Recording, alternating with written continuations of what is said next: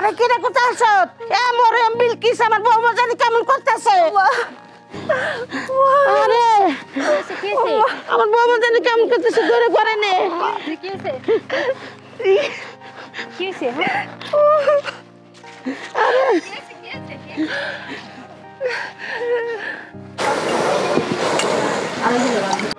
বৌমা তোমার কি হয়েছিল?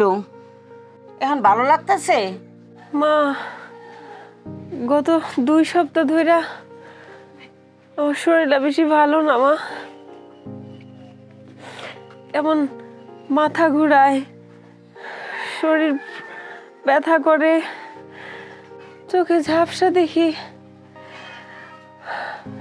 ক্ষুধা লাগে কিন্তু কিছু খাইতে পারি না মা।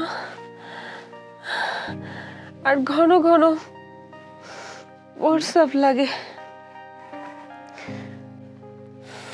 আপনার ছেলেরে গত সপ্তাহ থেকে কইতেছি ডাক্তারের কাছে নিয়ে যাও, কইতেছে ও সময় করে লয়ে যাইব। হ্যাঁ, হে তো ব্যবসার কামে ব্যস্ত, হে তোমার নিয়ে যাইব কোন সময়। আর তুমি যে শরীরের যত্ন করো, তুমি শরীর যত্ন করো না তো। তুমি তো ঘুমের থেকেই ওঠো 10টা বাজে। সকালের খাওয়ান খাবা দুপুরে, আর দুপুরে খাওয়ান খাবা বিকালে। তোমার তো এই সময় এরকম একটু হয়ই। ও চাচি, এটা তো ডায়াবেটিসের লক্ষণ। পোয়াতি হলে এরকমই হয়। এর তাড়াতাড়ি ডাক্তারের কাছে নিয়ে আসতাম। মরণ সব কিছুই বাপের বাড়ি তো নিয়ে এসে।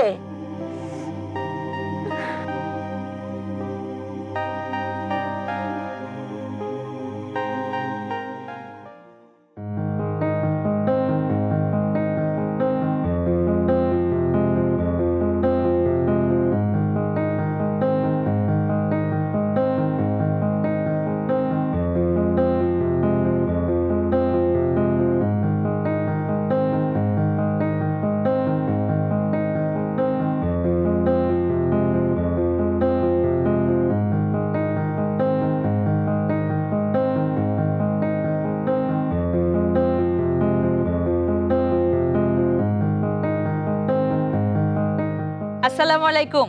ওয়ালাইকুম আসসালাম আপা। কেমন আছেন সবাই? জি ভালো, আপনি ভালো আছেন? আমি ভালো আছি আলহামদুলিল্লাহ।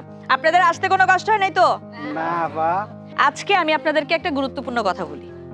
আমাদের সবারই তো পরিবার আছে, আমাদের পরিবারে কোনো না কোনো সমস্যা আছে। আর আমাদের পরিবারের সমস্যা কি বাইরে থেকে কেউ এসে সমাধান করে দিবে? দিবে না। আমাদের পরিবারের সমস্যা পরিবারে আমরা যারা বসবাস করি সবাই মিলেমিশে কি করতে হবে? সমাধান করতে হবে।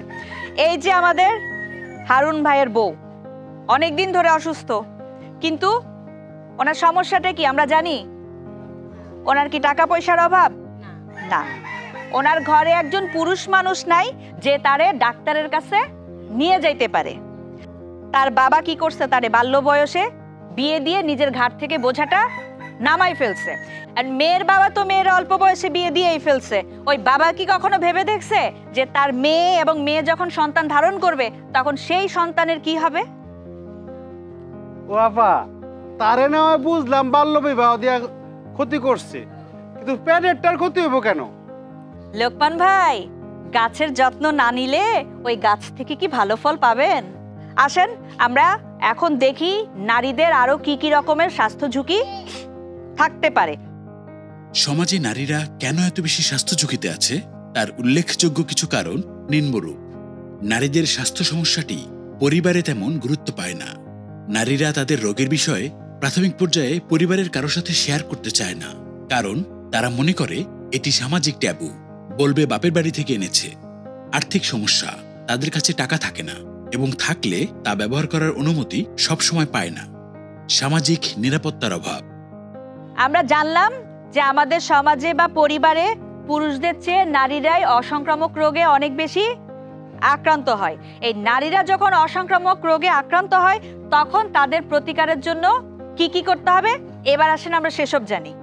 আমাদের সমাজের নারীরা বেশি অসংক্রামক রোগে আক্রান্ত হওয়ার মূলত 4টি ঝুঁকির কারণ আছে: ত্রুটিপূর্ণ খাদ্যাভ্যাস, তামাকজাত দ্রব্যের ব্যবহার, কায়িক পরিশ্রমের অভাব, আর্সেনিকযুক্ত পানি পান এবং ক্ষতিকর ধোঁয়ার প্রভাব। বয়ঃসন্ধিকালীন ক্ষতিকর জীবনধারা, বিশেষ করে কিশোরী মেয়েদের এই সকল জটিল রোগে আক্রান্ত হওয়ার সম্ভাবনা দ্বিগুণ থাকে। অল্প বয়সে বিয়ে হলে এবং গর্ভধারণ করলে প্রসব পরবর্তী ডায়াবেটিস, উচ্চ রক্তচাপ এবং অতিরিক্ত ওজন বেড়ে যাওয়া এরকম নানান জটিলতা দেখা দিতে পারে। তাইলে আসেন এখন আমরা জেনে নেই ডাক্তাররা এই সমস্যা এড়াতে কি কি পরামর্শ দেন। রাতের খাবার সন্ধ্যা 7টা থেকে 8টার মধ্যে শেষ করা উচিত এবং খাবার 2 থেকে 3 ঘন্টা পর ঘুমাতে যাওয়া উচিত। রাতে শোবার আগে কিছুক্ষণ হাঁটাহাঁটি করার দরকার আছে, যা খাবারটাকে হজম করতে সহায়তা করে।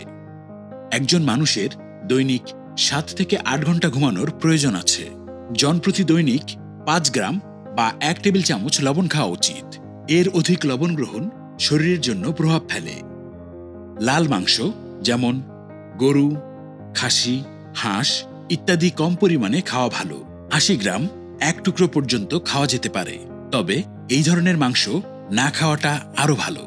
অতিরিক্ত তেল চর্বি শরীরের জন্য কোনো উপকারী ভূমিকা রাখে না এবং বাহিরের ভাজাপোড়া খাবার যেমন চপ, পেঁয়াজি, সিঙ্গারা, বেগুনি এবং ফাস্ট ফুড জাতীয় খাবার শরীরের জন্য ক্ষতিকর প্রভাব ফেলে। প্রতিদিন জনপ্রতি 400 গ্রাম শাকসবজি ও ফলমূল খেতে হবে। কোমল পানীয় গ্রহণে শরীরে কোনো ভালো প্রভাব ফেলে না, বরং উক্ত পানীয়তে অতিরিক্ত চিনি শরীরের জন্য ক্ষতিকর।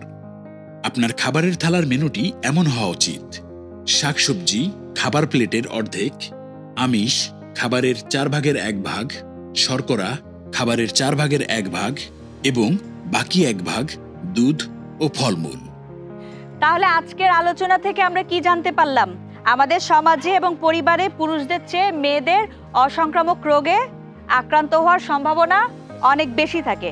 কি লোকমান ভাই, কি জানতে পারলাম আমরা? জানতে পারলাম যে মহিলা আর কিশোরীরা এই যে অসুখগুলোরে অবহেলা না করে যত দ্রুত সম্ভব কাছাকাছি স্বাস্থ্যকেন্দ্র লয়ে যাইতে হবে। যেমন ধরেন কমিউনিটি ক্লিনিক অথবা উপজেলা স্বাস্থ্য কমপ্লেক্সের এনসিডি কর্নারে। হ্যাঁ, ঠিকই বলছেন লোকমান ভাই। অসংক্রামক রোগ নিয়ন্ত্রণের ক্ষেত্রে আমাদেরকে কি করতে হবে? সম্মিলিতভাবে কাজ করতে হবে এবং কোনো কুসংস্কার বা সামাজিক বাধা আমাদেরকে আটকে রাখতে পারবে না।